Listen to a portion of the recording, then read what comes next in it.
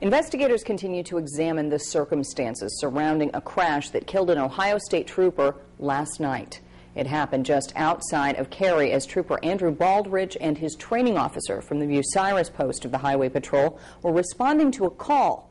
They were going to provide backup for a Wyandot County Sheriff's deputy. Fox Toledo's Heather Miller spoke with a local sheriff as to why a call for mutual aid is not unusual. Wood County Sheriff Mark Wasylyshyn tells me officers from any department are always ready to help each other out.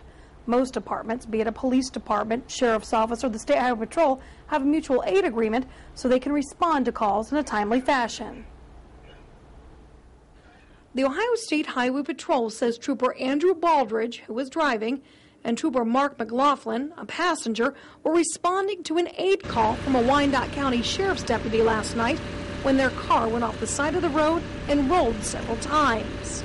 Sheriff's deputies were responding to a vacant house call where there might have been vagrants inside the residence. In order for them to go into a facility or a house like that, it's better to have more than one unit going into a residence. In law enforcement, we're all on the same team and we work together. And when a fellow law enforcement officer asks for help, we're going to do whatever we can to help them, and we're going to get there as quickly as we can get there. Wood County Sheriff Mark Wasylyshyn says last night's crash is a tragic end to a common occurrence.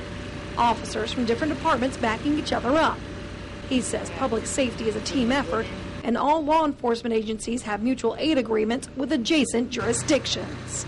If there's an emergency, whether it's a robbery or let's say a deputy is in a fight, we're going to be asking the area police departments to come and assist and back up that deputy, because the other backup deputies may be far away. We have a big county. Like if we're in Wood County, we're 618 square miles.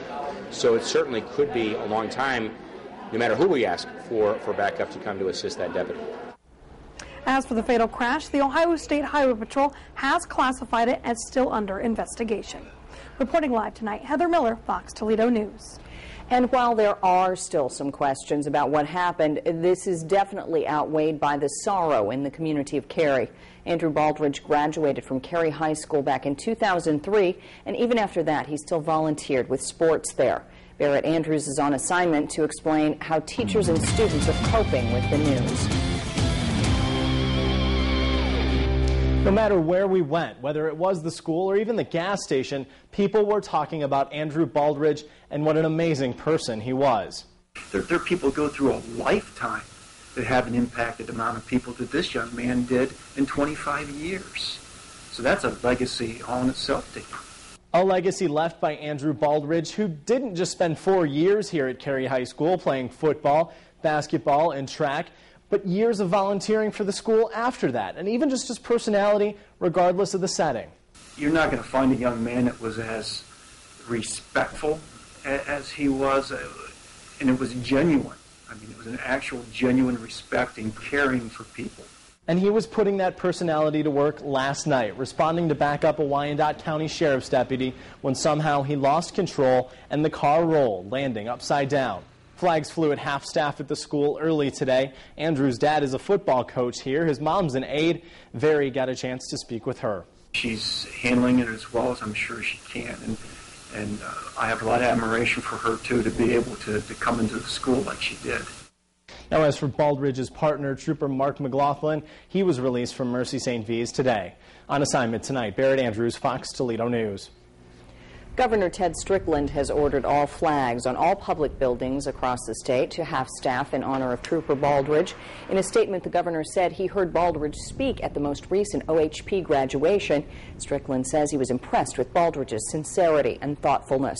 Flags will remain lowered through Monday. Baldridge will be laid to rest Monday after a funeral mass in Carey. Governor Strickland is expected to attend.